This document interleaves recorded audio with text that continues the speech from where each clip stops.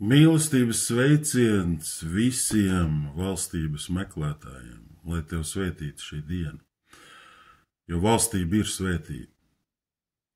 Un lai šī svētība no debesīm nāktu uz mūsu dzīvēm, mums vajag saprašanu, mums vajag gudrību, mums ir jāmācās. Mums citreiz pat ir jāatmet tas, kas mums traucē. Mums ir dots Dieva vārds, kas mūs tuvina viņam un kas mums dāvā saprašanu par viņu. Un ejam tālāk. Šodienas tēma – liels debesu valstībā.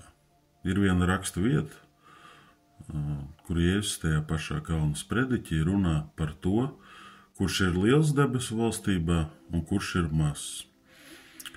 Un viņš saka, ka viņš nav nācis atmest ne rakstus, ne praviešus, ne baušļus. Viņš ir nācis visu to piepildīt. Un tajā pašā laikā viņš nenāk mūsu tiesā, jo daudziem ir nepareizi izpratni, daudzi baidās. Vecā derība, es taču esmu tik slikts, vecā derība uzrāda man caur baušļiem, kurus esmu pārkāpis, Dieva likumu, cik es esmu nederīgs, nevērīgs,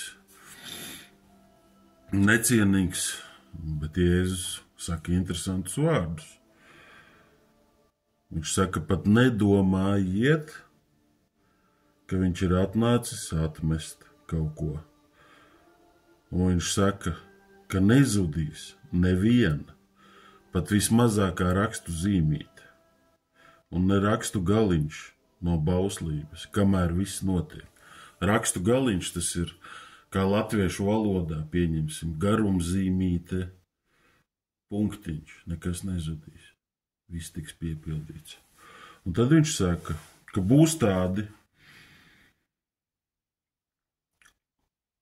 kas atmetīs kaut ko no baušļiem, un tā arī mācīs ļaudis. Un viņš saka, tie vai tas būs vismazākais debesu valstībā. Bet būs arī tādi, kas dara un māca, tā kā Kristus māca. Tas būs liels debesu valstībā. Es gribu būt liels debesu valstībā. To arī, ja runa ir par lielumu un mazumu, tad to, kā mēs klausam Kristu, nosaka, cik daudz debesu valstība ir mūsu dzīvē jau tagad. Jo debesu valstība ir šeit un tagad. Cik daudz viņa ir tagad, tik daudz arī būs viņa pēc nāves, jaunajā dzīvē. Un mēs gribam būt lieli. Un kā mēs to varam izdarīt? Bet tu taču zini, ka Jēzus dod jaunu bausli.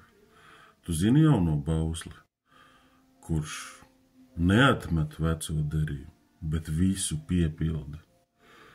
Un kāds ir jaunais bauslis? Pilnīga mīlestība pret Dievu. Ja viņa ir pilnīga pret Dievu, tad no Dieva mēs saņemam pilnīgu mīlestību pret sevi. Un tad, kad mēs mīlam ar pilnīgu mīlestību arī sevi, tad mēs pilnīgi varam mīlēt savu tuvāko. Un tas nenāk no mums, tas nāk no Dieva.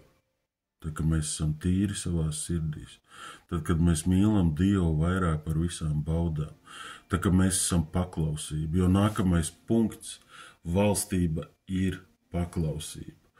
Un mazumu vai lielumu nosaka mūsu paklausība. Cik mēs esam paklausīgi. Cik mēs esam paklausīgi, tik mēs esam pilnīgi savienoti ar Kristu. Nedzīvoju vairs es nozīmē, ka Kristus dzīvo caur mani. Kā viņš var dzīvot ar savu svēto garu?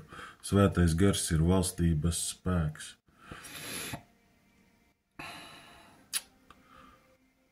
Un nākamais svarīgs moments. Dievs taču deva baušļus, vai ne? Tie ir Dieva baušļi, tā ir Dieva sirds. Tāpēc Dievs tikai tos var piepildīt. Un tāpēc ir Jēzus Kristus upuris, ka viņā mēs esam pilnīgi. Jā, es esmu pilnīgs Jēzu Kristu. Tu esi pilnīgs Jēzu Kristu. Ja tu esi, tad tu esi. Kā tu vari tur būt? Tu vari iet tur ticībā un saprašanā, meklējot valstību, viņa vadību, viņa kārtību. Man pilnīgi vienalga, ko kāds cilvēks saka. Nevar vai atmet kaut ko no baušļiem. Nē, nekad dzīvē. Mans kungs ir Jēzus Kristus un būs tā, kā viņš saka. Un būs, kā stāv rakstīts, Mateja evaņģēlija 5. nodaļa no 17. līdz 19. pantam. Nedomājiet, ka es esmu atnācis atmest bauslību vai praviešus. Es neesmu nācis tos atmest, bet piepildīt. Jo patiesi es jums saku, tiekājums debesis un zeme zudīs, nezudīs neviena, ne vismazākā rakstu zīmīta, ne raksta galiņš no bauslības, tiekājums viss notiek. Tāpēc, ja kas atmet kādu no šiem vismazākajiem baušļiem, un tā māca ļaudis, tas būs vismazākais debesu valstībā. Bet, ja kas dara un māca, tas būs liels debesu valstībā. Tā kā debesu valstībā visi nebūs vienādi. Un te neriet runa par glābšanu, neglābšanu. Kristietība ir sekla, ja tur ir tikai runa par glābšanu. Mums ir dota atklāsme par valstību. Šī dzīve ir, kad mēs gatavojamies patiesajai dzīvei. Un patiesi ir tikai tas, kas ir mūžīgs.